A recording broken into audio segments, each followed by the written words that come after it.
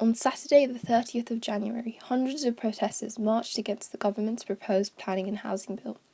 On the day, Artefact met with some of the protesters to hear their thoughts on the bill.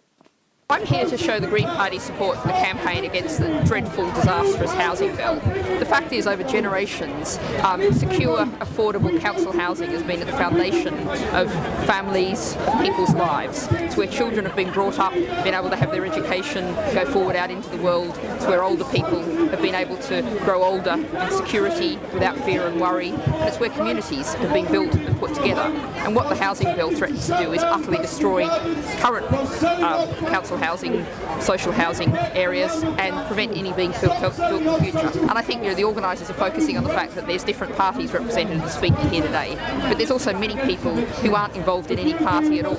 And I think particularly younger people, but people of all ages, are increasingly understanding that the way things are now with a government that's only got the support of 24% of eligible voters, with the direction it's going with austerity and privatisation, that really politics should be something you do, because otherwise it's being done to you, and that's causing massive damage to our society.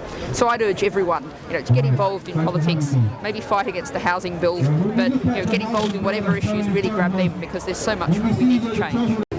I'm here because I'm from Kendal, and that's in the Lake District where there's been lots of flooding, and so lots of people have been made homeless because the floods came repeatedly and ruined people's houses. And we're lucky because we got Tim Farron, who is the local MP, and he leads the Lib Dems in Parliament, the 6 Lib Dems now. So I'm hoping that he might try and encourage the government to come up with an emergency plan, because lots of areas of Britain were flooded this winter.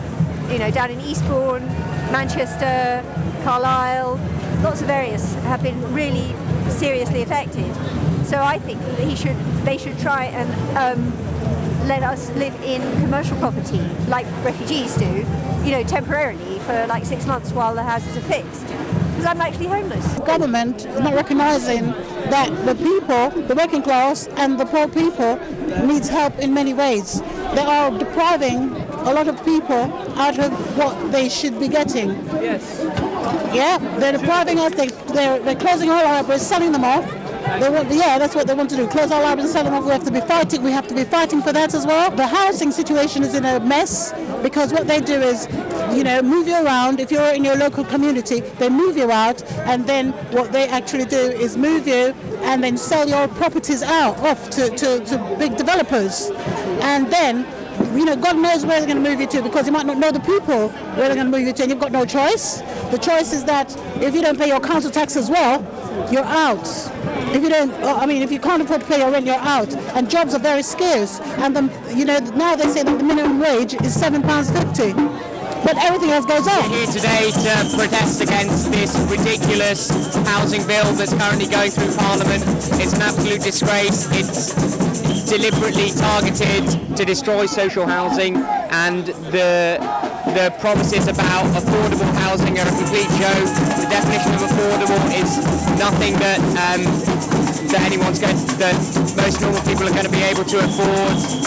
It's basically a terrible, terrible bill that's going to hurt thousands and thousands of people. So we're here to protest against that. We're against social cleansing in London, and against the privatisation and selling off of all our social housing.